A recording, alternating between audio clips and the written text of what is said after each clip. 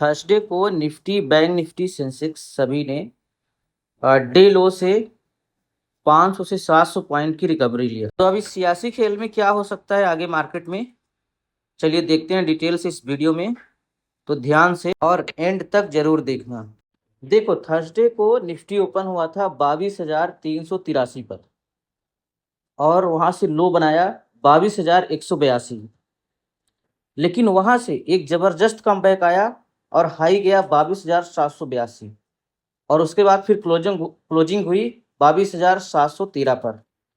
तो मतलब यहाँ से ये सिग्नल क्लियर है कि ये dip buying plus short covering, मतलब नीचे स्ट्रॉन्ग डिमांड है।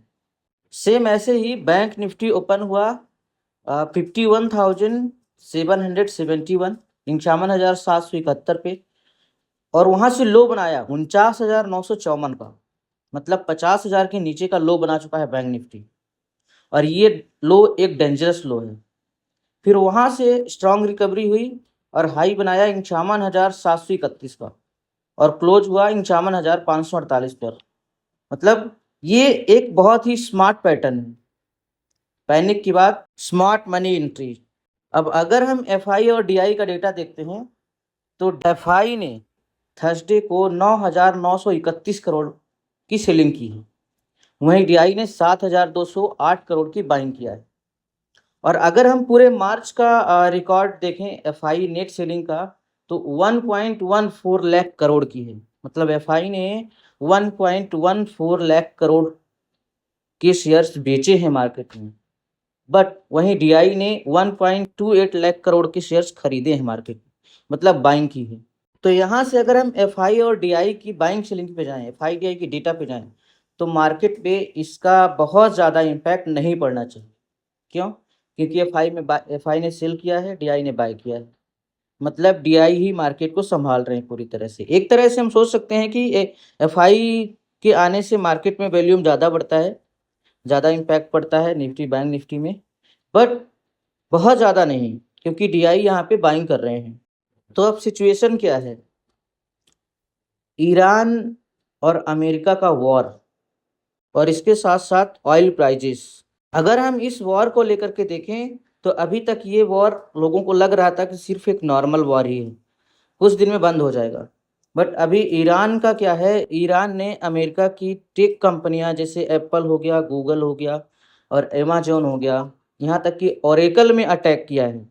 अब यहाँ से सीधे सीधे इन्वेस्टर्स के माइंड में एक डर सा बैठ गया है। किसका डर? वर्ल्ड वार का। क्या दुनिया वर्ल्ड वार की ओर जाएगी? क्योंकि अभी कुछ दिन पहले न्यूज आई थी कि एफबीआई के डायरेक्टर काश पटेल की पर्सनल मेल आईडी हैक हो चुकी है और ईरान ने इस युद्ध में बहुत सारी चीज़ों को खोया है, अपने कई सारे सुप्रीम लीडर्स खो दिए, बहुत सारी चीज़ें खो दिया। तो अभी ईरान के पास कोई विकल्प बचा नहीं है, तो वो सिर्फ और सिर्फ उसका एक ही उद्देश्य है कि मरो या तो मारो। इसलिए यहाँ से मार्केट करके आ रहा है, कभी भी थोड़ी सी भी अगर कोई अच्छी न्यूज़ आती है तो ऊपर रैली देखने के लिए मिलती है और अगर कोई बैड न्यूज़ आती है तो बड़ी गिरावट देखने के लिए मिलती है और बीच में ट्रैपिंग। अब यहाँ से अगर हम मंडे के लिए निफ्टी का लेवल देखें तो 22,500 का सपोर्ट है, रजिस्टेंस है 22,800 और 23,000 का। इसके ऊपर अगर सस्टेन करता है तो हम ये सोच सकते हैं, एक बार कह सकते हैं कि यहाँ से रैली देखने के लिए मिल सकती है, बट बहुत ज़्यादा नहीं। कभी भी अप डाउन का सेंटीमेंट बन सकता है। बैंक निफ्टी का अगर हम देखें तो 50,500 का सपोर्ट है एंड रेजिस्टेंस है 52,000, 52,000। बट सबसे इम्पोर्टेंट जो अभी चुनौती है वो है ईरान और अमेरिका का वॉर। जब तक ये चलता है तब तक मार्केट में किसी भी टाइप का कोई भी रेजिस्टेंस सपोर्ट नहीं है और किसी भी चीज़ का कोई इम्पैक्ट नहीं पड़ेगा।